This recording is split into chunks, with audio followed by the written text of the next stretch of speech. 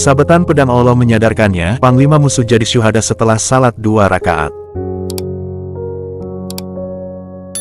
Dalam sejarah perjalanan Islam banyak sekali kisah yang perlu diketahui. Salah satunya yakni kegagahan tentara Islam di bawah Panglima Khalid bin Walid. Pada Perang Yarmuk misalnya, terdapat 30.000 tentara pimpinan Khalid yang mampu meladeni 150.000 tentara Romawi. Perang itu terjadi pada tahun ke-13 Hijriah. Perang Yarmuk itu juga sebagai salah satu pembuktian bahwa jumlah tentara yang banyak bukanlah senjata terkuat untuk mengalahkan musuh. Namun, keimanan dan siap mati demi agama Allah yang membuat pasukan sedikit itu lebih kuat daripada musuhnya yang berjumlah jauh lebih banyak. Apalagi, selain kalah jumlah pasukan, alat perang yang digunakan pasukan Islam jauh lebih sederhana daripada musuh yang dibekali senjata dan alat perang yang lengkap. Bahkan menjelang Perang Yarmuk, tentara Islam diejek oleh Panglima Romawi yang bernama Mahan. Panglima Romawi ini merendahkan moral tentara Islam dengan mengatakan para mujahidin pergi berperang hanya karena kelaparan. Aku tahu kamu semua meninggalkan tanah air karena terpaksa dan kelaparan. Jika kamu semua setuju, aku akan berikan setiap seorang tentara 10 dinar, beserta dengan pakaian dan makanan, dengan syarat mereka berangkat pulang dan tahun depan jumlah yang serupa akan diantar ke Madinah, kata Mahan. Penghinaan itu lantas dijawab lantang oleh Khalid. Kami tidak akan keluar dari negeri kami hanya karena kelaparan seperti yang engkau katakan. Tetapi, kami adalah satu kaum yang suka minum darah, dan kami tahu tidak ada darah yang lebih lezat dan nikmat seperti darah orang Romawi.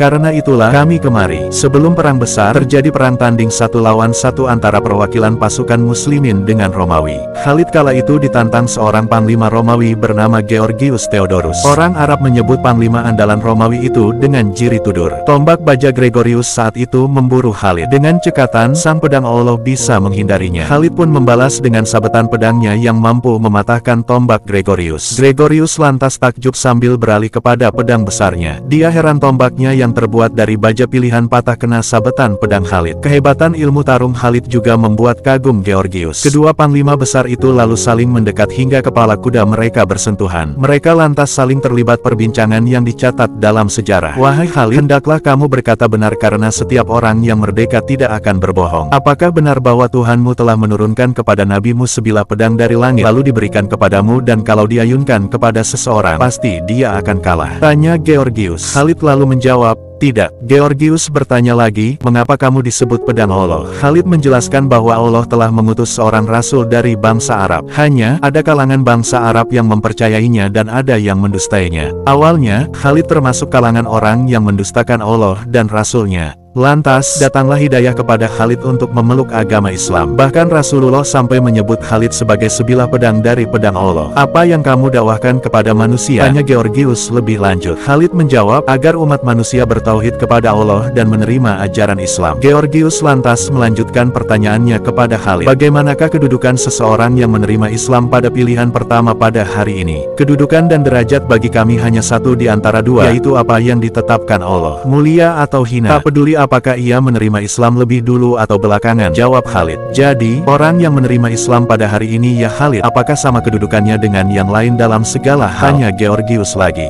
Ya, Anda benar, jawab Khalid. Mengapa bisa sama ya Khalid? Padahal, Anda sudah lebih dulu Islam daripadanya. Tanya Georgius lagi. Kami memeluk Islam dan mengikat bayat dengan Rasulullah. Ia hidup bersama kami dan kami menyaksikan mukjizatnya hingga beliau wafat. Sedangkan orang yang menerima Islam pada hari ini tidak pernah berjumpa dengan Rasulullah dan tidak pernah menyaksikan semua itu. Jika orang itu menerima Islam dan menerima kerasulan Muhammad dan pembenarannya itu jujur serta ikhlas, maka sesungguhnya ia jauh lebih mulia daripada kami, kata Khalid. Ya Khalid, keterangan Anda sangat benar. Anda tidak menipu, tidak berlebih-lebihan dan tidak membujuk. Demi Allah, saya menerima Islam pada pilihan pertama, ungkap Georgius. Hingga akhirnya Georgius mendapatkan hidayah. Dia memutuskan masuk Islam dan mengucapkan 2 kalimat syahadat di hadapan Khalid bin Walid. Dia juga sempat melaksanakan salat 2 rakaat. Lantas, Georgius maju berperang bersama pasukan Islam. Dia yang beberapa menit sebelumnya masih memusuhi Islam, kini balik menyerang tentara Romawi yang sudah memberikan kehormatan sebagai panglima kepadanya. Pada perang tersebut, Georgius menjadi seorang syuhada. Dia wafat di tangan bekas anak buahnya. Namun, tentara Islam meraih kemenangan gemilang atas pasukan Romawi. Kemenangan atas Romawi di Yarmuk itu yang semakin membuka pengembangan Islam sampai jauh seperti ke tanah Afrika.